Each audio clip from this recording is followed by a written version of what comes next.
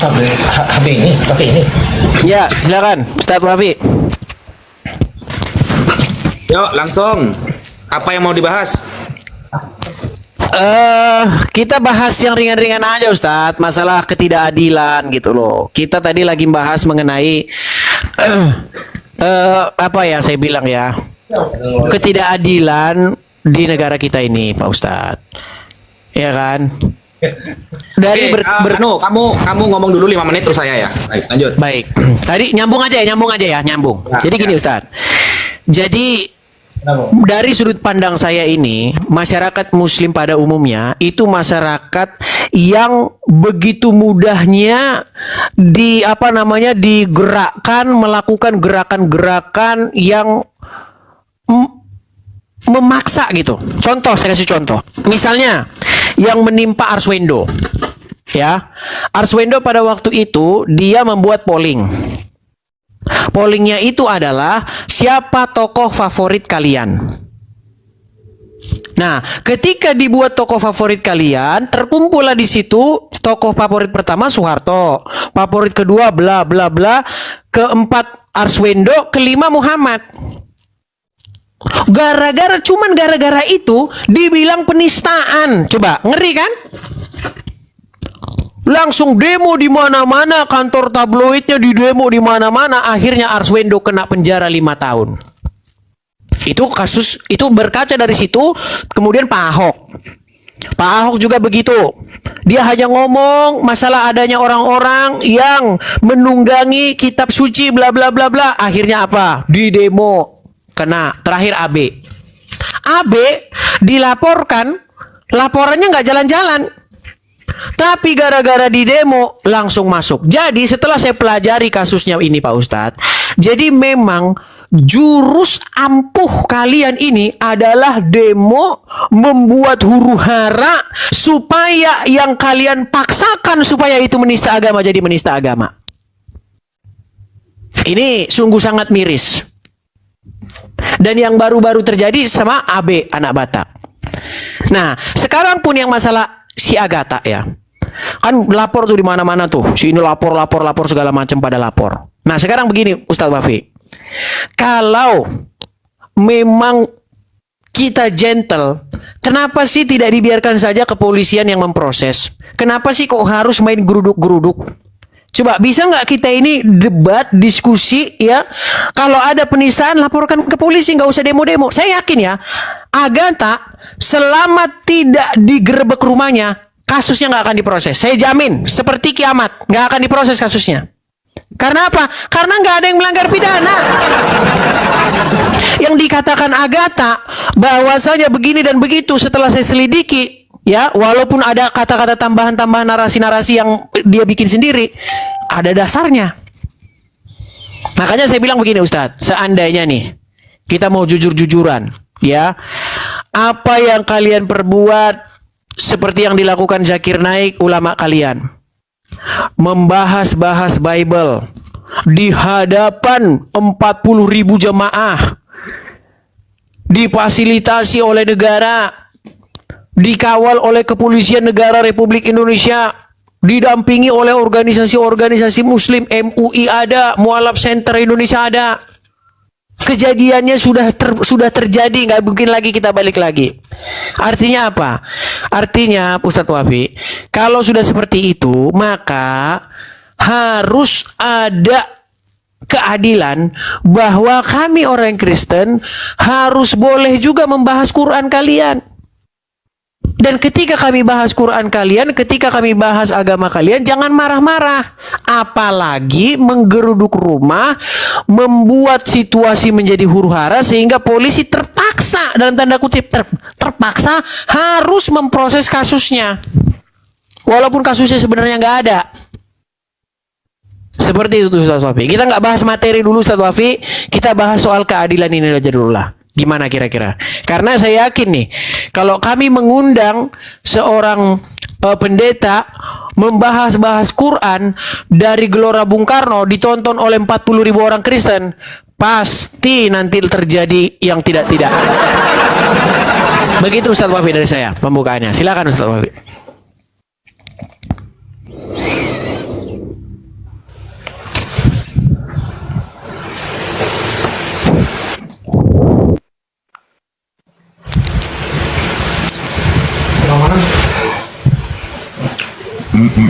Tunggu ya, tunggu waktunya keluar.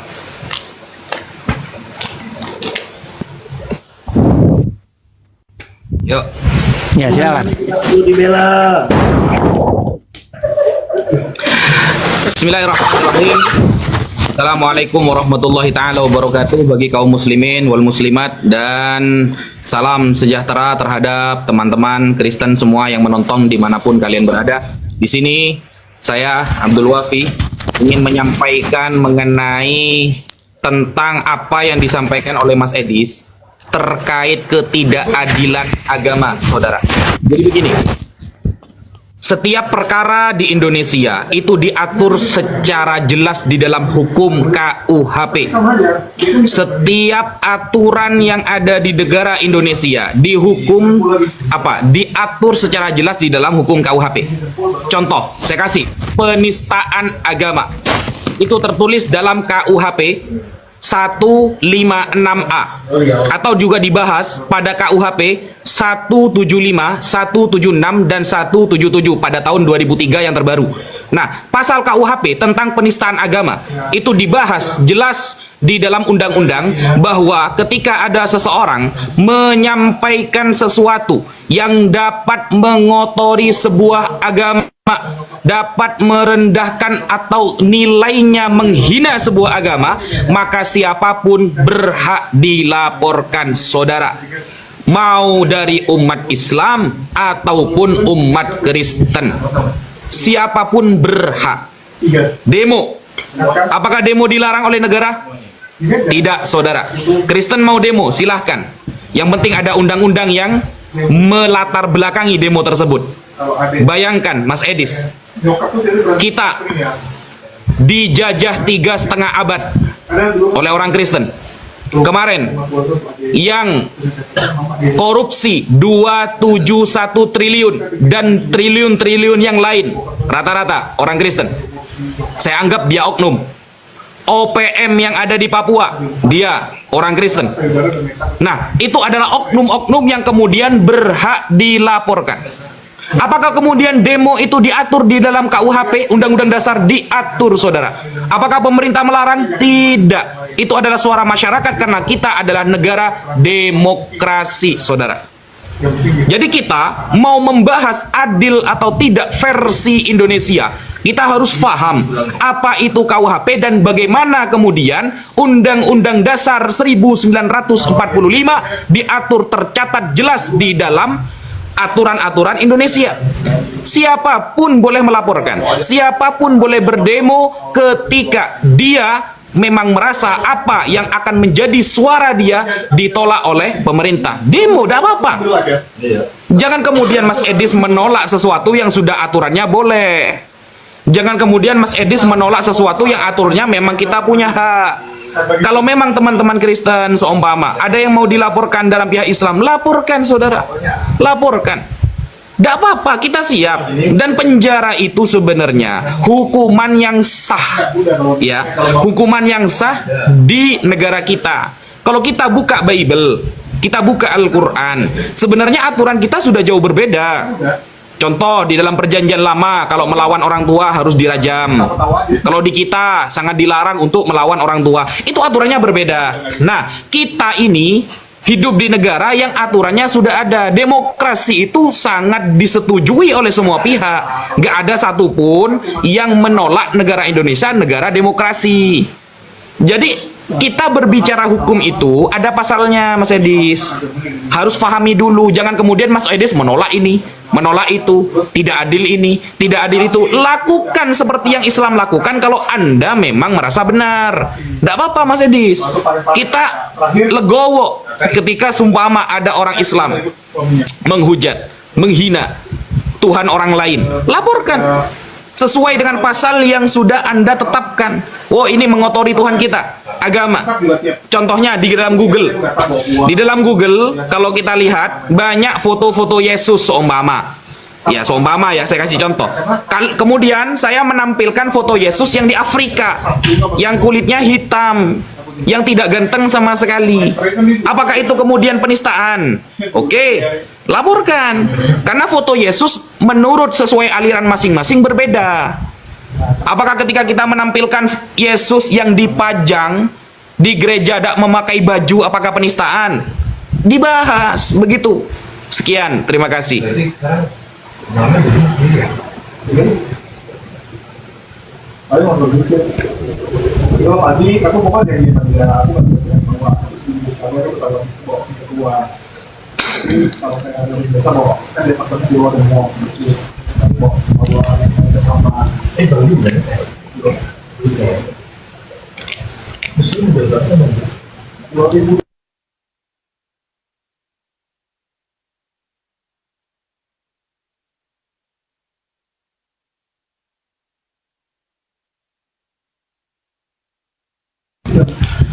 Suaranya gak ada Mas Edi, suaranya gak ada. Sentris kalau nonton. Jadi aku sering tuh kayak yang mereka bahas itu aku coba cari gitu. Iya, jadi Ustadz Wafi, ini kita agak sedikit menyimpang nih Ustadz Wafi. Yang saya bilang tadi begini loh Ustadz Wafi. Pertama-tama, yang saya katakan kepada Ustadz Wafi adalah soal penistaan agama. Ini kita kok lari ke masalah OPM, lari ke masalah korupsi 271 triliun. Ini nggak nyambung Ustadz Wafi. Saya gimana ini? Apakah memang seluruh kualitas Ustadz seperti ini? Saya agak berat ini kayak gini. Kita kan membahas tentang penistaan agama, bukan membahas korupsi, bukan membahas gerakan separatis.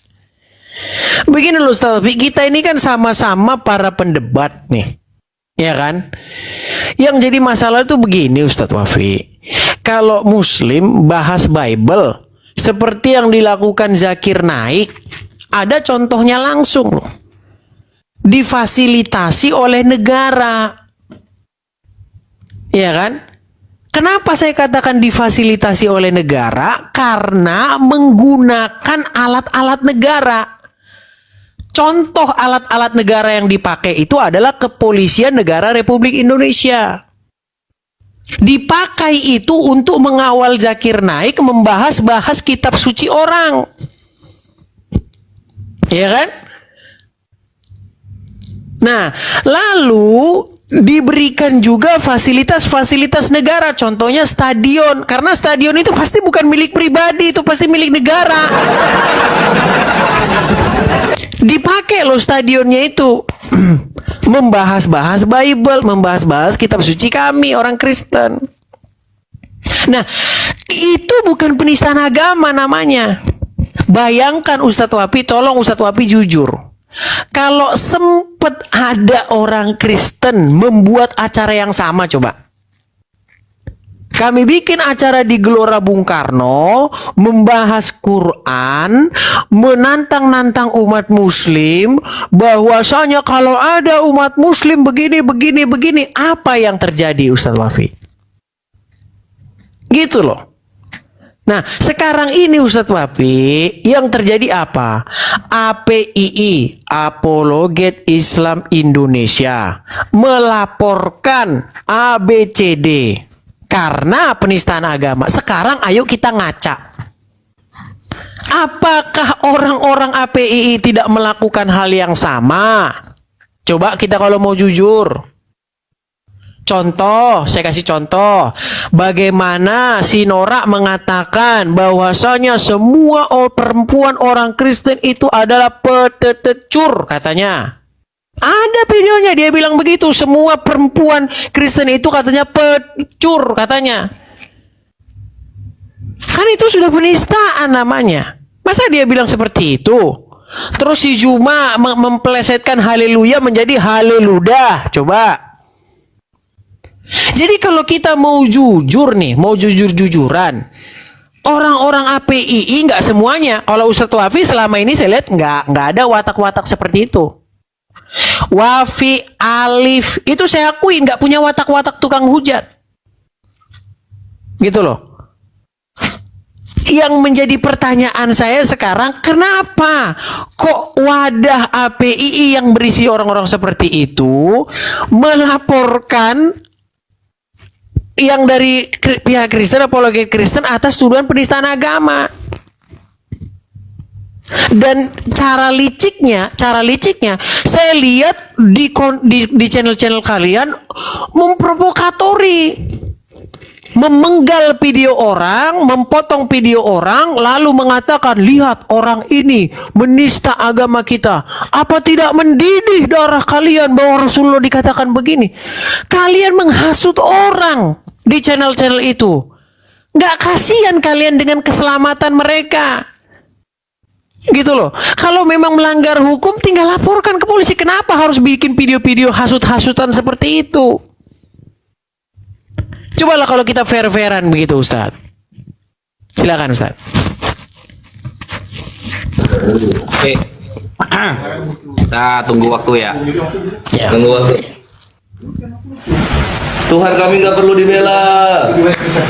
Tuhan kami nggak perlu dibela.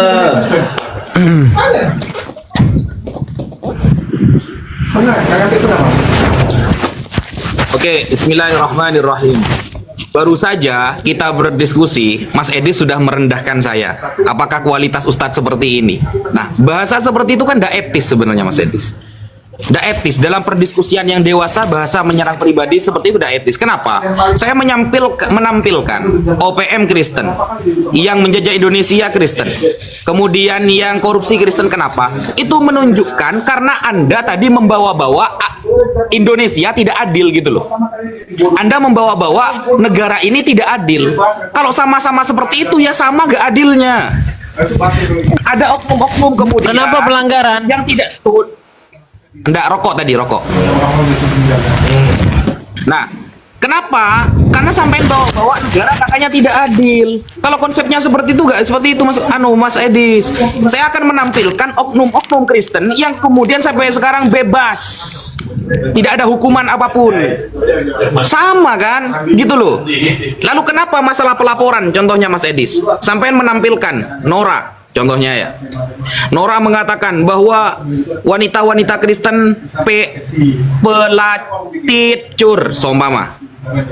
Bang Zuma, seumpama, mengatakan begini-begini. Jauh sebelum mereka mengatakan seperti itu, Sofiatul Al-Hayat sudah mengatakan Nabi Muhammad cabul, Mas Edis. Jauh sebelum mereka mengatakan seperti itu, pendeta-pendeta Anda oknum ya di dalam YouTube-nya sudah mengatakan dengan merendahkan Nabi Muhammad sallallahu alaihi wasallam. Apakah mereka ditangkap? Mereka bebas sampai sekarang, Mas Edis. Apakah ada yang menangkap Sofiatul yang ngaku-ngaku ada di Amerika padahal dia di Indonesia? Mereka aman-aman saja, Mas Edis. Kiamat di depan mata saya. Dia mengatakan Nabi Muhammad begini-begini. Apakah dia ditangkap? Aman sampai sekarang, Mas Edis. Lalu bagaimana dengan pelaporan-pelaporan yang sekarang? Dosma yang mengawali pelaporan itu. Apakah Dosma orang Islam? Kristen? Apakah kemudian kita tidak menanggapi? Loh, kalau ada teman-teman Kristen mencoba melaporkan Bang Zuma, mencoba melaporkan Ukhti Nora atau yang lain, Unirifa, kalau Islam itu tidak pernah cari gara-gara, Mas Edis. Tapi kalau di awal-awal sudah ada yang melaporkan dan ternyata apologet Kristen tidak mampu menghentikan tindak laku Dosma, ya kita welcome. Ayo sama-sama laporkan.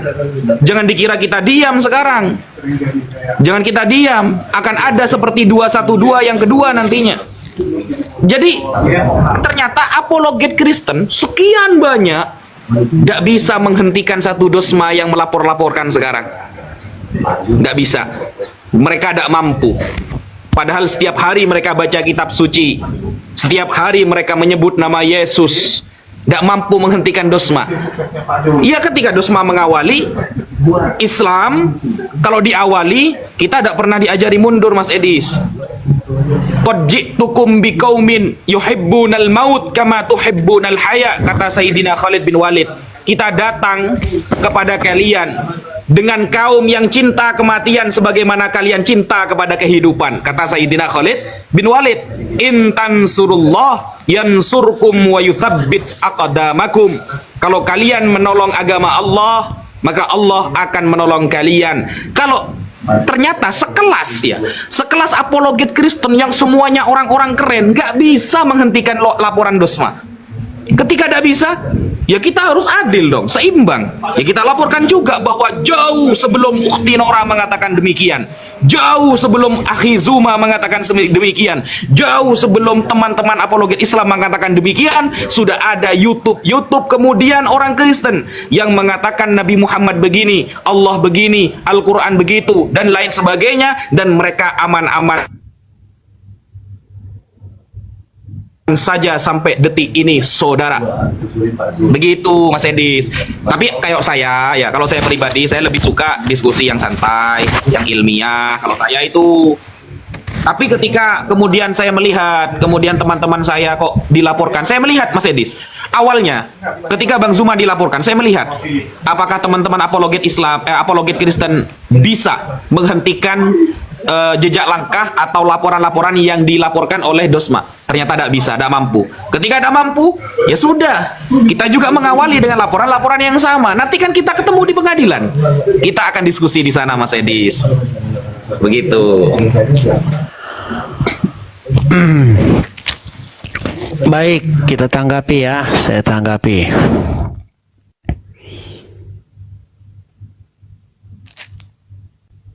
Mana waktunya, Ustadz? Ya, begini Ustadz Wafi.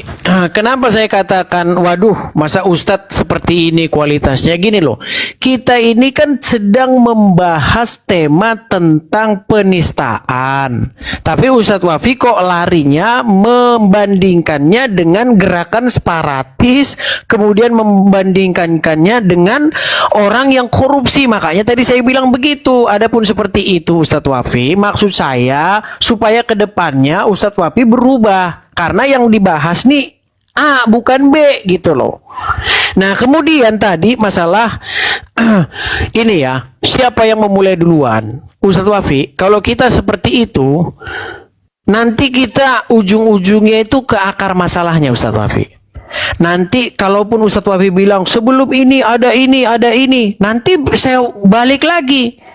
Channel di negara kita ini yang pertama bahas-bahas atau menjelek-jelekan kekristenan, itu channel yang pertama itu punyanya yang orang Kendari itu namanya siapa itu yang kalau ngomong pemirsa jumpa lagi dengan saya, siapa itu yang bapak-bapak tua itu, siapa sih namanya? Aduh, jadi lupa saya namanya, siapa itu. Pokoknya itulah, itu channel pertama yang dipunya dia. Ya. Sebentar, siapa tahu ada yang ini. Aduh, jadi ketutup layar saya gara-gara ada konsumsi. Bukan. Namanya siapa sih? Aduh, lupa saya nama. Pokoknya itulah, punyanya bapak itulah pertama. Ya kan, yang orang Kendari itu. Kemudian ditanggapi sampai panjang sekarang. Tapi kita nggak usah ke situ. Kalau saya langsung ke akarnya aja lah. Akarnya langsung saya cari. Ternyata ini saya harus akui, akarnya itu Al-Quran. Ayo, bayangkan langsung ke Quran loh akarnya. Akarnya adalah adanya sebuah kitab yang muncul abad ke-7 mengatakan bahwasanya sosok yang anaknya Maryam itu, yang dia itu mengandung secara ajaib dari seorang perawan itu, tidaklah disalibkan, tetapi diserupakan. Nah ini akhirnya membawa satu polemik panjang sampai debat sekarang ini. Jadi kalau dicari akarnya itu sebenarnya Al-Quran Pak Ustadz. Itu harus diakui.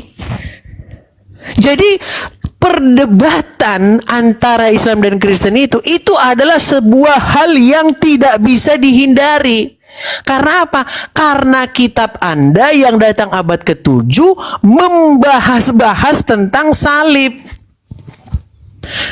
Dikatakan di situ bahwa sesungguhnya Isa itu tidak disalibkan, tetapi yang disalibkan itu adalah yang diserupakan. Nah, sekarang Isa ini siapa? Untunglah para penerjemah itu tidak menerjemahkan Isa itu sebagai Yesus. Kalau Isa sebagai Yesus sudah tambah runyam lagi perdebatan kita, tambah tajam lagi perdebatan kita. Nah, tapi di buku-buku yang lain udah jelas bahwa itu memang merujuk kepada sosok Yesus itu. Nah, jadi mau nggak mau memang terjadi perdebatan itu, Pak Ustadz. Terjadi. Gitu loh.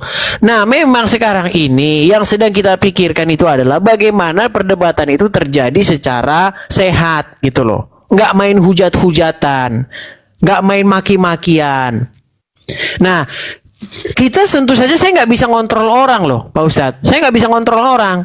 Nah, kemarin itu pemicunya kenapa bisa seperti itu kan gara-gara si Entok ini kan cari-cari panggung di depan orang-orang API. Orang-orang API juga mau pansos ke situ. Makanya si Juma seperti gerakan-gerakan nantang-nantangin, si Ripa dan sebagainya, akhirnya yang laporkan juga bukan kami. Gitu loh.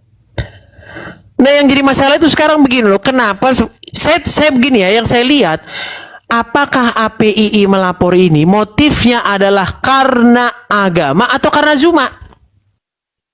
Kalau saya lihat bukan karena agama.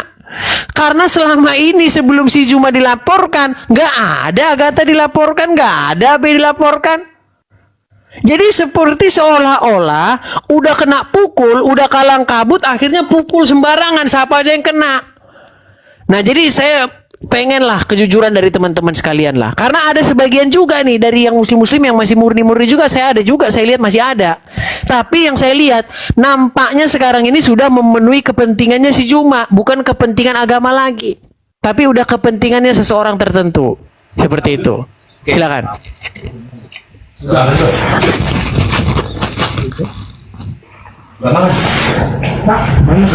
Mana?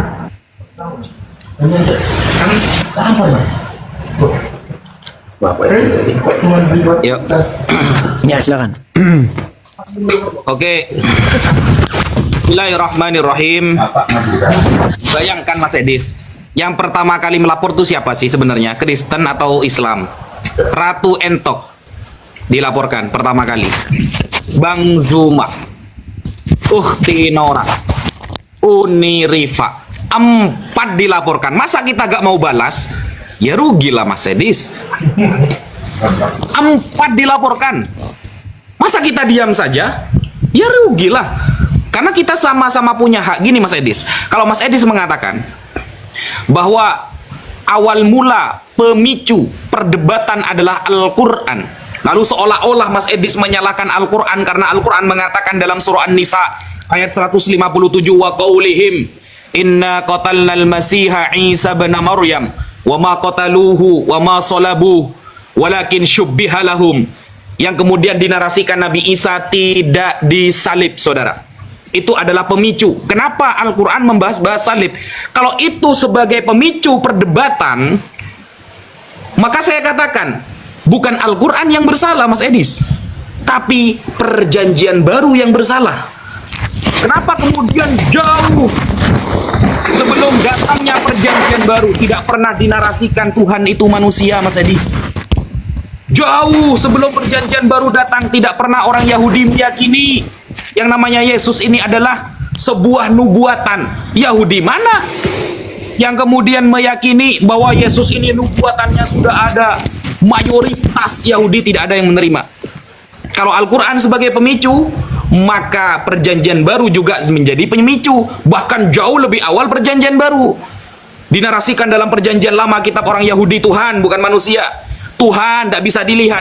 Yang melihat Tuhan akan mati yang melihat. Kenapa di perjanjian baru yang melihat Tuhan-Tuhannya yang mati? Kok kebalik-balik? Nah, ini kan pemicu. Umat Yahudi tidak pernah mengakui kalau kitabnya bisa disandarkan dengan kitab Anda. Tetapi Anda kemudian mengatakan bahwa kitab perjanjian baru tidak akan pernah ada kalau sudah ada perjanjian lama. Tanpa menempelkan sebuah kitab kepada kitab orang Yahudi, saudara, maka perjanjian baru tidak pernah ada, saudara. Berarti pemicunya bukan Al-Quran, yaitu perjanjian baru. Begitu seharusnya. Kalau kita mau menilai fakta sejarah, jauh sebelum Al-Quran ada, perdiskusian apakah Yesus yang disalib itu sudah ada, Mas Edis. Jauh sebelum Al-Quran ada, siapa yang disalib itu sudah menjadi perdebatan di antara kalian. Apakah bisa saya tampilkan datanya? Bisa, Mas Edis.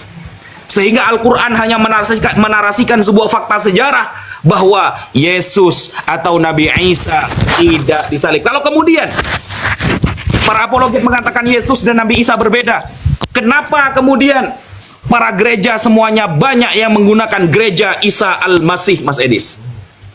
Apakah kemudian kita melaporkan gereja-gereja itu ke polisi? Bertahun-tahun di Indonesia tidak ada satupun umat Islam yang melaporkan gereja-gereja atas nama Isa Al-Masih sebagai penistaan agama, saudara.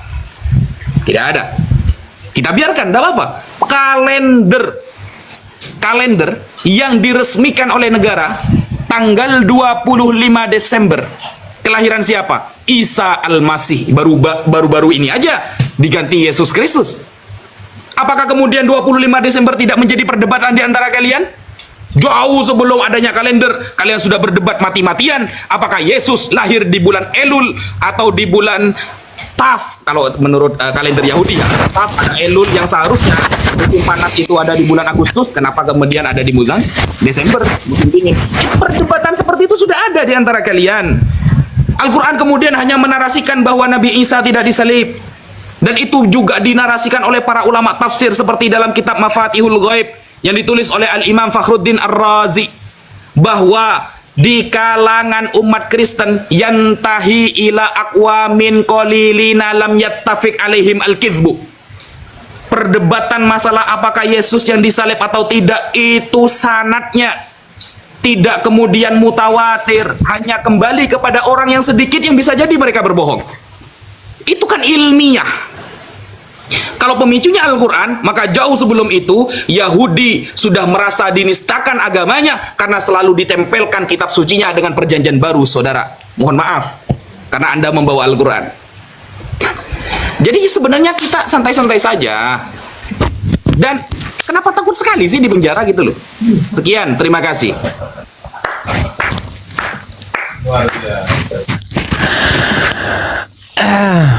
Baik ya, kita tanggapi lagi teman-teman ya. Baik, kita tanggapi.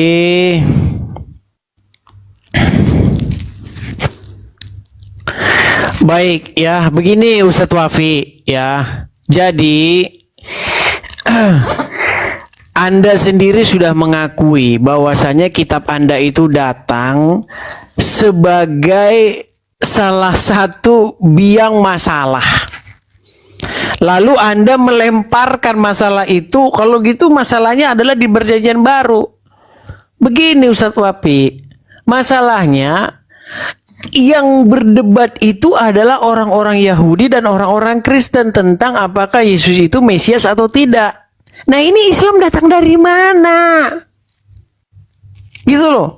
Apa hubungannya ini agama dengan kami? Bukan keturunan Abraham, ya kan? Datangnya dari Arab, Tuhannya beda, tapi kok ditempel-tempelkan ke agama kami. Itulah salah satu video Agatha sampai dia emosi mengatakan, dia kata-kata cuy, kami tidak mau Tuhan kamu tempel-tempelkan kepada Tuhan kami. Loh, sekarang begini Ustadz Wabi, dalam Quran ada loh ayat yang mengatakan sesungguhnya Tuhanmu dan Tuhan kami adalah satu. Loh, Anda datang dari mana ini agama? Bukan. Jangan tempel-tempelkan dong Tuhan Anda kepada dengan kami. Nah ini masalahnya di situ Ustadz Wabi. Memang intinya begini, mau tidak mau terjadi perdebatan. Karena apa? Karena kitab kalian itu nempel-nempel di kitab kami. Gitu loh. Apa yang dikatakan Bible? Tuhan memberitakan firman-Nya kepada Yakub, hukum dan ketetapan-ketetapannya kepada Israel. Ia tidak berbuat demikian kepada bangsa manapun dan hukum-hukumnya tidak mereka kenal. Makanya Tuhan itu memberitakan firman-Nya kepada Yakub dan Israel, bukan kepada orang Arab. Lah ini orang Arab siapa kok nempel-nempel gitu loh. Ini yang jadi masalah. Makanya orang Arab itu tidak punya hukum-hukum Tuhan. Makanya di dalam Bible itu selalu kata-katanya begini, Allah Abraham, Ishak dan Yakub. Itu kata kuncinya loh. Allahnya Abraham, Ishak dan Yakub, bukan Allahnya Ismail. Makanya ketika Anda baca Quran, Pak Ustadz, tidak pernah ada Al-Quran itu menyebut anaknya Ismail. Nggak ada. Ya karena memang keturunannya nggak diperhitungkan. Coba, selalu konsentrasi Al-Quran dan konsentrasi Bible itu merujuk kepada keturunannya Ishak. Makanya keturunan Ishak ini jadi para nabi, akhirnya jadi bangsa Israel. Dan kepada bangsa Israel inilah diberikan hukum dan ketetapan-ketetapan supaya segala bangsa datang kepada Israel untuk menerima terang dan kebenaran itu. Lah ini kok malah datang ke Arab? Gimana? Yesus mengatakan keselamatan datang dari bangsa Yahudi. Ya, jelas bahwa terang ya yang datang dari bangsa Israel itu akan menerangi segala bangsa. Bukan dari Arab, Pak Ustadz. Gitu loh. Ini yang dari Arab ini siapa ini? Kok nebeng-nebeng ke sini? Kalaupun terjadi perdebatan, yang berdebat itu Kristen sama Yahudi. Soal tentang apakah Yesus itu Mesias. Hanya itu perdebatan Islam dan Kristen, gak ada lain daripada itu. Masalah Tuhan jadi manusia. Di perjanjian lama manusia melihat Tuhan, Tuhannya mati. Di perjanjian baru manusia melihat Tuhan, Tuhannya yang mati. Ini makanya yang saya bilang, Tuhan Yesus itu bukan Tuhan Bapa.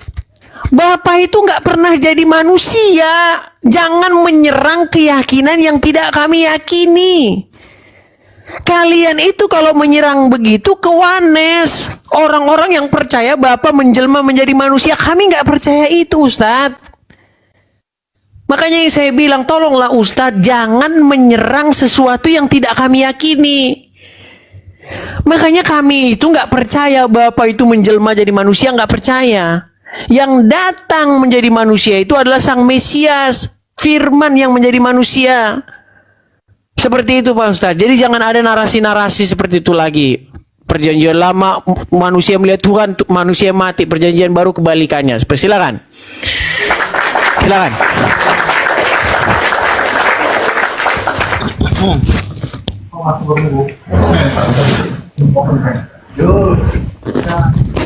Oke, bismillahirrahmanirrahim.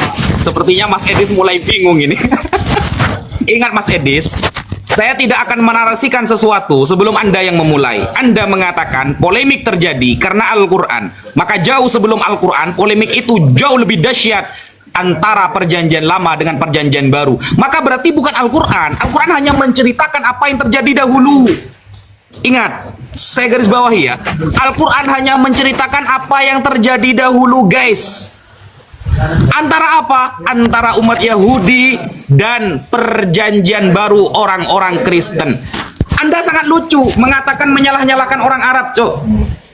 Kenapa? Gini, yang namanya Tuhan tidak boleh rasis, bro. Masa Tuhan rasis banget harus bangsa Israel, bangsa Israel? Makanya Nabi Muhammad datang kemudian rahmatan lil alamin, untuk menjadi rahmat seluruh alam. Arab, Indonesia, Betawi, apapun rasnya, maka semuanya mendapatkan hukum yang sama. Kalau Anda mengatakan, mana ini kok Arab ikut-ikut nebeng? Loh, apakah berarti Tuhannya orang Arab berbeda dengan orang Bani Israel? Apakah kemudian Ishak berbeda Tuhan dengan Nabi Ismail? Anda membedakan antara Abraham, Yakub, Ishak dengan Nabi Ismail. Bayangkan, padahal mereka satu bapak. Oke, Nabi Ibrahim punya istri yang bernama Hagar, punya anak Nabi Ismail. Nabi Ibrahim punya anak punya istri yang bernama Sarah, punya anak Ishak. Apakah kemudian Tuhannya berbeda lalu Anda membeda-bedakan? Padahal di dalam Sanhedrin 43A, kitabnya orang Yahudi, diakui oleh orang Yahudi. Sanhedrin 43A nomor 20, saudara, bahwa Yesus bukan disalib tapi dirajam. Bayangkan, bukan kata Al-Quran, bukan kata kita umat Islam, tapi kata orang-orang Yahudi yang mengimani kitab Sanhedrin dan ikut diakui oleh semua orang Yahudi. Bukan disalib tapi dirajam.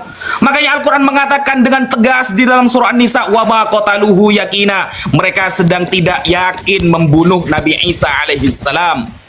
Sanhedrin mengakui, apalagi Islam. Seperti itu. Lalu kemana kabarnya perjanjian baru?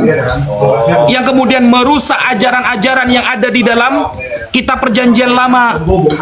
Bahkan di dalam Kejadian 15, saudara, yang akan diberi kuasa atas sungai Efrat dan sekitarnya Nabi Ismail, bukan dari Ishak. Gitu loh. Kalau Anda selalu membeda-bedakan Ismail, Ishak beda, Ismail, Ishak beda, Bani Israel, Arab beda. Loh, apakah Tuhannya berbeda? Apakah Tuhan mereka berbeda? Sama. Makanya Nabi Muhammad datang sebagai rahmat lil alamin, sebagai rahmat bagi semesta alam. Tidak ada ras, tidak ada suku, tidak ada darah, tidak dari keturunan apapun. Nabi Muhammad menjadikan semua Tuhannya sama, yaitu la ilaha illallah Muhammadur Rasulullah. Makanya di dalam surah Al-Kahfi ayat terakhir dikatakan, wa may yarju liqa'a rabbih falyamal amalan salihah wa la yusyrik bi ibadati rabbih ahada. Tidak boleh menduakan Allah Subhanahu wa ta'ala. Apakah pernah Yahudi kemudian menarasikan Tuhan seperti di dalam perjanjian baru, menjadikan Tuhan orang dari orang Bani Israel? Nah, perkara semua itu diceritakan di dalam Al-Quran.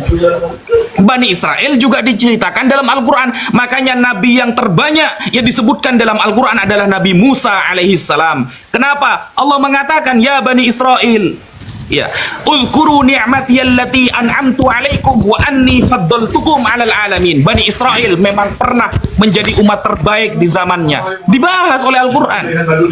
Tapi karena mereka tidak amar ma'ruf nahi mungkar, kanu la yatanahuna 'am munkarin fa'alu, maka Allah datangkan umat Islam sebagai kuntum khaira ummatin ukhrijat linnas ta'muruna bil ma'ruf wa tanhauna 'anil munkar.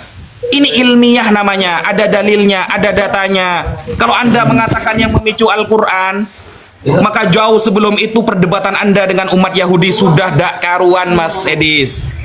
Orang Yahudi sekarang merasa ternista oleh apa-apa yang tertulis di dalam perjanjian baru. Loh, Tuhan kita bukan manusia, Tuhan kita ada kelihatan. Makanya ada namanya apa itu? Slosa asal ikarim, 13 keimanan Yahudi. Yang nomor 4, yang namanya Tuhan laisa kamitslihi syai', tidak boleh sama dengan apapun. Dinarasikan dalam Al-Qur'an, ya. Laisa kamitslihi syai', surah Asy-Syura ayat 11. Nah, kalau cuma seperti itu kita berdiskusi dengan sehat. Nggak kayak Dosma langsung melaporkan 4 orang Islam. Ya kita balaslah. Gitu. Baik, kita tanggapi ya teman-teman ya. Kita tanggapi satu-satu teman-teman.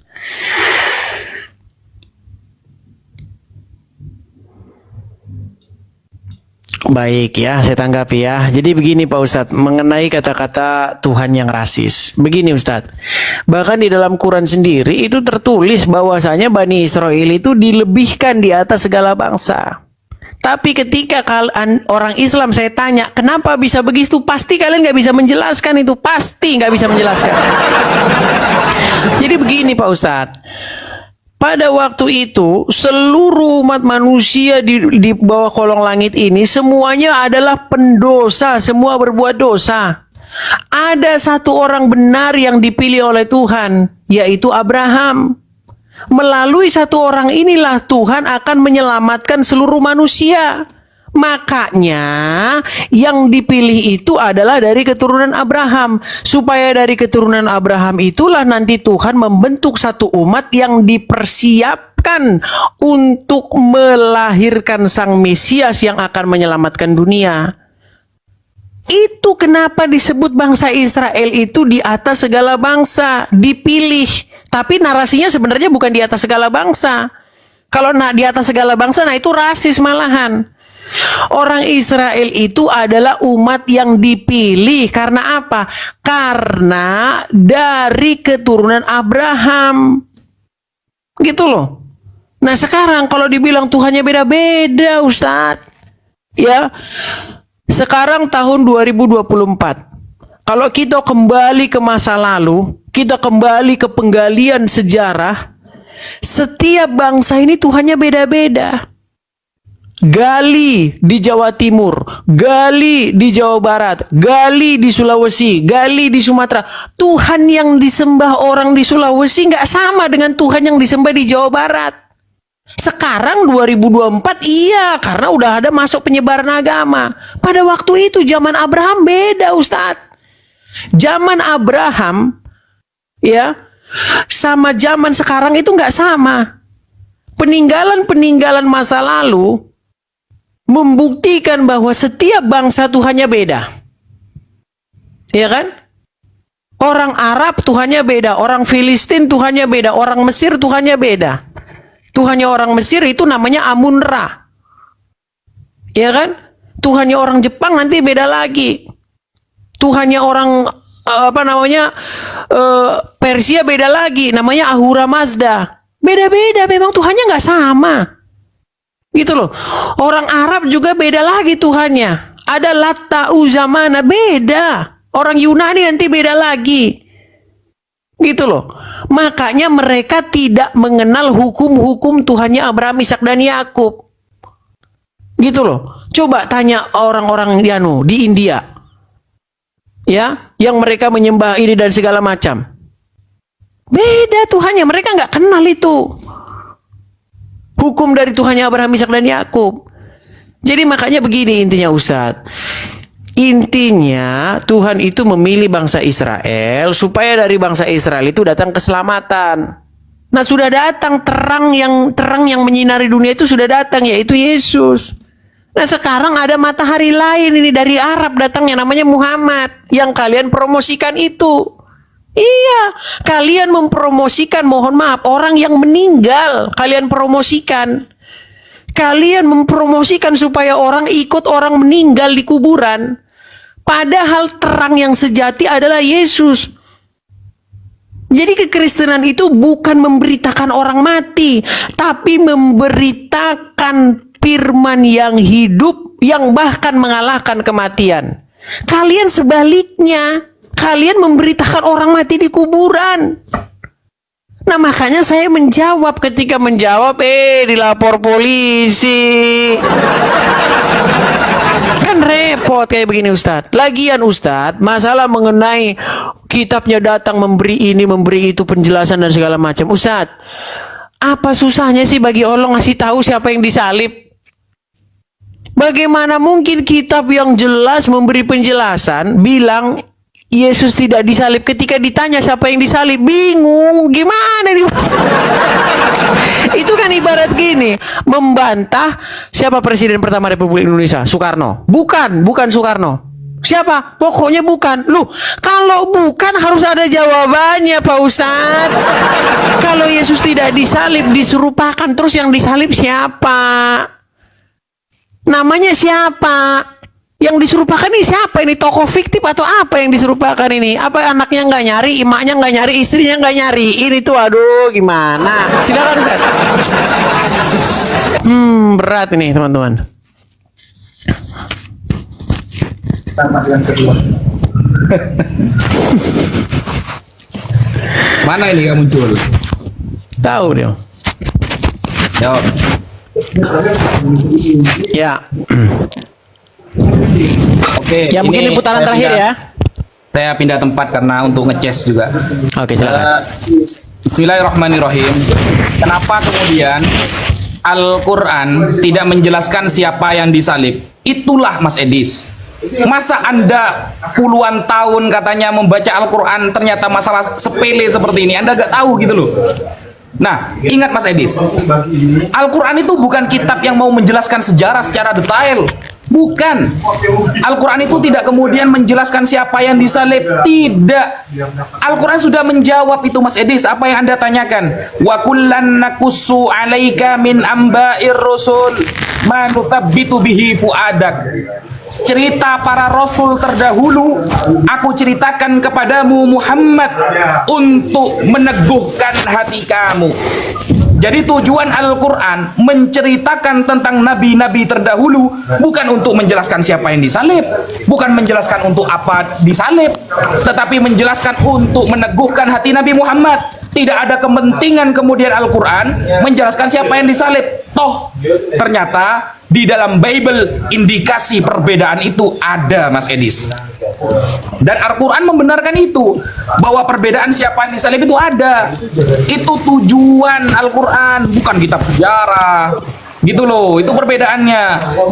Kedua, Mas Edis tidak menjawab ketika Pak Dosma melaporkan 4 apologet, salah satunya bukan. Apakah kita diam saja, Mas Edis? Ketika Dosma melaporkan 4 orang dari kita, apakah kita diam saja? Ya enggak lah, rugi kalau kita diam. Karena kita punya hak yang sama. Ingat, Bhinneka Tunggal Ika, Mas Edis, kita diberikan hak yang sama menerangkan keyakinan masing-masing. Ingat, kita diberikan hak yang sama mengajarkan ajaran masing-masing. Tapi kemudian ketika di dalam pasal KUHP nomor 153A atau 156A pasal KUHP-nya mengatakan ketika kemudian ada narasi yang mengotori, menghina, merendahkan agama lain, maka itu namanya delik pada penistaan agama. Siapapun boleh dilaporkan. Nah, Pak Dosma melaporkan orang yang dianggap melanggar itu. Ya kita laporkan juga lah. Apakah kemudian Sofiatul di penjara sampai sekarang? Tidak. Apakah Ki Ahmad di penjara? Tidak. Apakah Metatron di penjara? Tidak. Padahal hinaannya sudah melampaui batas. Gitu loh. Kok ada Dosma yang melaporkan? Itu kesempatan bagi kita. Loh, kok ada umat Kristen? Ternyata apologet lain diam. Ketika Pak Dosma melaporkan, ya kita harus bergerak lah. Masa kita diam saja? Toh banyak yang sebelum Bang Zuma hinaannya sudah melampaui batas, gitu loh. Jadi penjelasan dari Mas Edis ini mengenai bahwa Tuhan orang berbeda-beda, ya Tuhan orang berbeda-beda. Yang saya bahas, makanya diteliti kalau saya ngomong, Mas Edis. Yang saya bahas itu antara Ishak dan Ismail. Kenapa kemudian Anda itu seolah-olah tidak setuju kepada Nabi Ismail, lalu mengindikasikan bahwa Nabi Ismail dan Nabi Ishak itu berbeda Tuhan?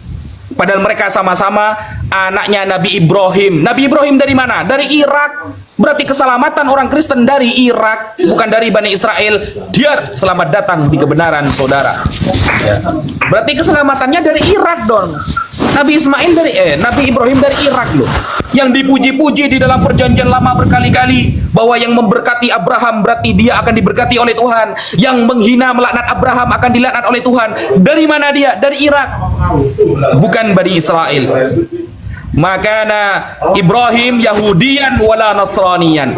Di dalam Al-Quran dijelaskan bahwa Abraham, Nabi Ibrahim bukan Yahudi dan bukan Nasrani.